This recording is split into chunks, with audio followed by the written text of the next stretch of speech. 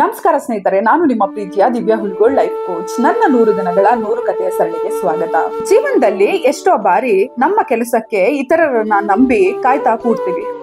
ಹಾಗೆ ಕಾಲ ಮುಂದೆ ಹೋಗ್ಬಿಡುತ್ತೆ. ಹಾಗಾಗಿ ನಮ್ಮ ಕೆಲಸ ಪೂರ್ಣಗೊಳ್ಬೇಕಂದ್ರೆ ಮೊದಲು ನಮ್ಮ ಕೆಲಸಕ್ಕೆ ನಾವು ಕ್ರಮ ಕೈಗೊಳ್ಬೇಕು. ಬನ್ನಿ, ಇಂಥದೇ ಒಂದು ಅರ್ಥಪೂರ್ಣ ಕಥೆಯನ್ನ ಹೇಳ್ತೀನಿ. ಒಂದು ಹಚ್ಚ ಹಸಿರಿನ ಹೊಲ, ಮಧ್ಯದಲ್ಲಿ ಒಂದು ಮರ.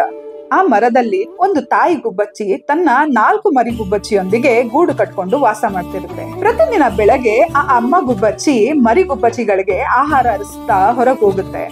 ಮತ್ತೆ ಆಹಾರ ತಗೊಂಡ್ ಬಂದು ತನ್ನ ಮರಿ ಗುಬ್ಬಚ್ಚಿಗಳಿಗೆ ತಿನ್ನಿಸ್ತಾ ಅದರ ಪಾಲನೆ ಪೋಷಣೆ ಮಾಡ್ತಾ ಬಹಳ ಆನಂದದಿಂದ ಗೂಡಲ್ಲಿ ವಾಸವಾಗಿರುತ್ತೆ. ಹೀಗೆ ಒಂದು ದಿನ ಆಹಾರ ಅರಿಸಿ ಹೊರಗೆ ಹೋಗಿದ್ದಂತ ಗುಬ್ಬಚ್ಚಿ ಮರಳಿ ಗೂಡಿಗೆ ಬಂದಾಗ ಮರಿ ಗುಬ್ಬಚ್ಚಿಗಳೆಲ್ಲ ಬಹಳ ಆತಂಕದಲ್ಲಿ ಇದ್ವು. ತಾಯಿ ಗುಬ್ಬಚ್ಚಿ ಕೇಳತ್ತೆ, ಏನಾಯ್ತು, ಯಾಕೆ ಎಲ್ಲರೂ ಇಷ್ಟು ಆತಂಕದಲ್ಲಿದ್ದೀರಾ ಅಂತ. ಮರಿ ಗುಬ್ಬಚ್ಚಿಗಳು ಒಂದೊಂದಾಗಿಯೇ ಅಲ್ಲಿ ನಡೆದಂತ ಘಟನೆಯನ್ನ ಹೇಳ್ತಾ ಹೋಗ್ತವೆ. ಅಮ್ಮ, ಇವತ್ತು ಇಲ್ಲಿಗೆ ಈ ಹೊಲದ ಮಾಲೀಕ ಅವನ ಹೆಂಡತಿ ಜೊತೆಗೆ ಬಂದಿದ್ದ.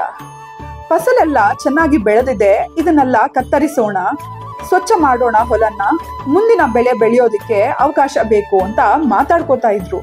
ನಾವು ಇಲ್ಲಿರೋದು ಅಪಾಯ, ಇಲ್ಲಿಂದ ಹೊರಟು ಬಿಡೋಣ, ಬೇರೆ ಗೂಡು ಮಾಡು ಅಂತ ಇನ್ನೊಂದು ಗುಬ್ಬಚ್ಚಿ ಹೇಳುತ್ತೆ. ಇದನ್ನ ಕೇಳಿದಂತ ತಾಯಿ ಗುಬ್ಬಚ್ಚಿ ಆತಂಕ ಪಡಬೇಡಿ ಅಂತ ಹೇಳ್ತಾಳೆ. ಇನ್ನೊಂದು ಮರಿ ಗುಬ್ಬಚ್ಚಿ ಹೇಳುತ್ತೆ, ಅಮ್ಮ, ಆ ಮಾಲೀಕ ಹೇಳ್ತಿದ್ದ ಈ ಸರಿ ಬಹಳಷ್ಟು ಜನ ಕೆಲಸದವ್ರನ್ನ ಊರಿನವ್ರನ್ನ ಕರ್ಕೊಂಡ್ ಬರ್ತೀನಿ, ಇಲ್ಲೆಲ್ಲ ಸ್ವಚ್ಛ ಮಾಡಿಸ್ತೀನಿ ಅಂತ ಹೇಳಿದ ಅಂತ.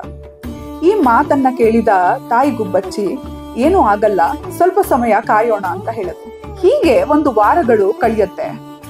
ನಂತರ ಮತ್ತೆ ಮರಿ ಗುಬ್ಬಚ್ಚಿಗಳು ಹೊರಗೆ ಹೋಗಿ ಬಂದಂತ ತಾಯಿ ಗುಬ್ಬಚ್ಚಿಗಳಿಗೆ ಹೇಳ್ತವೆ, ಅಮ್ಮ, ಇವತ್ತು ಕೂಡ ಮಾಲೀಕ ಅವನ ಹೆಂಡತಿ ಜೊತೆಗೆ ಬಂದಿದ್ದ.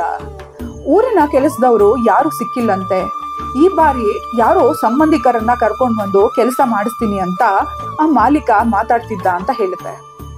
ಆಗ್ಲೂ ಕೂಡ ತಾಯಿ ಗುಬ್ಬಚ್ಚಿ ಯಾವುದೇ ರೀತಿ ಗಾಬರಿಗೊಳ್ದೆ ಹೇಳುತ್ತೆ, ಏನೂ ಆಗಲ್ಲ, ಕಾಯೋಣ, ಇಲ್ಲಿ ಏನ್ ನಡೀತಾ ಇದೆ ಅಂತ ಗಮನಿಸ್ತಾ ಇರೋಣ ಸಾಕು ಅಂತ ಹೇಳಿ ಸುಮ್ಮನಾಗತ್ತೆ. ಮತ್ತಷ್ಟು ದಿನಗಳು ಕಳೆಯತ್ತೆ. ಮತ್ತೆ ಮರಿ ಗುಬ್ಬಚ್ಚಿಗಳು ಅಲ್ಲಿನ ಸುದ್ದಿಯನ್ನ ಅವರ ಅಮ್ಮ ಗುಬ್ಬಚ್ಚಿ ಹತ್ರ ಹೇಳ್ತವೆ. ಅಮ್ಮ, ಈ ಸಾರಿ ಬಹಳ ಕೋಪಗೊಂಡಿದ್ದು ಮಾಲೀಕನ ಹೆಂಡತಿ. ಅದಕ್ಕೆ ಮಾಲೀಕ ಹೇಳ್ತಿದ್ದ, ಇಲ್ಲ, ಈ ಸರಿ ನಾನು ನನ್ನ ಸ್ನೇಹಿತರನ್ನ ಕರ್ಕೊಂಡ್ ಬರ್ತೀನಿ, ಈ ಸರಿ ಫಸಲನ್ನ ಕತ್ತರಿಸಿ ಸ್ವಚ್ಛ ಮಾಡಿಸ್ತೀನಿ ಅಂತ ಹೇಳ್ತಾ ಇದ್ದ ಅಂತ. ಆಗಲೂ ಕೂಡ ತಾಯಿ ಗುಬ್ಬಚ್ಚಿ ಎಲ್ಲೋ ಒಂದು ವಿಶ್ವಾಸದಿಂದ ಹೇಳುತ್ತೆ, ಇಲ್ಲ, ಏನೂ ಆಗಲ್ಲ, ಸ್ವಲ್ಪ ಕಾಲಾವಕಾಶ ಇದೆ, ನೋಡೋಣ ಏನಾಗ್ತಿದೆ ಅಂತ ಗಮನಿಸ್ತೀರಿ ಅಂತ ಹೇಳುತ್ತೆ. ಹೀಗೆ ಇನ್ನೊಂದು ದಿನ ಮರಿ ಗುಬ್ಬಚ್ಚಿಗಳು ತಾಯಿ ಗುಬ್ಬಚ್ಚಿ ಹತ್ರ ಹೇಳುತ್ತೆ, ಅಮ್ಮ, ಈ ಬಾರಿ ಮಾಲೀಕನ ಹೆಂಡತಿ ಬಹಳ ಕೋಪಗೊಂಡು ಜಗಳವಾಡ್ತಿದ್ಲು.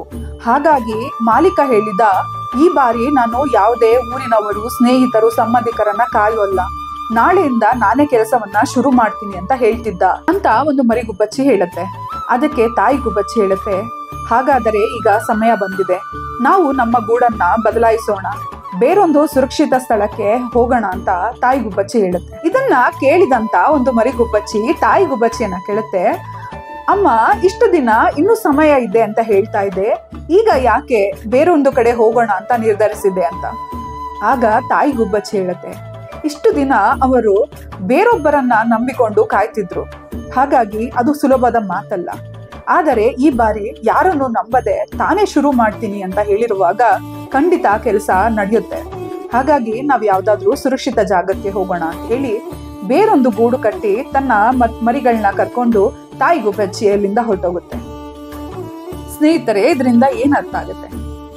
ಎಷ್ಟೋ ಜನ ಇವತ್ ಮಾಡ್ತೀನಿ, ಅವತ್ ಮಾಡ್ತೀನಿ, ನಾಳೆ ಮಾಡ್ತೀನಿ ಅಂತ ಕೆಲಸಗಳನ್ನ ಮುಂದಾಗ್ತಾ ಇರ್ತಾರೆ. ಇದನ್ನ ಪ್ರೊಕ್ರಾಸ್ಟಿನೇಷನ್ ಅಂತ ಇಂಗ್ಲಿಷಲ್ಲಿ ಹೇಳ್ತಾರೆ. ಇದರಿಂದ ನಮಗೆ ಎಲ್ಲಾ ರೀತಿ ಜ್ಞಾನ ಆಗಿರ್ಬೋದು, ಸಮಯ ಆಗಿರ್ಬೋದು, ಅದಕ್ಕೆ ಅಗತ್ಯವಿರುವ ಪ್ರತಿ ಒಂದು ಕೂಡ ಇದ್ರೂ ನಾವು ಆ ಕೆಲಸನ ಶುರು ಮಾಡೋದೇ ಇಲ್ಲ. ಯಾಕೆ ಅಂದ್ರೆ ಅದು ನಮ್ಮ ಮನಸ್ಥಿತಿ, ಮುಂದೂಡ್ತಾ ಹೋಗ್ತಾ ಇರ್ತೀವಿ.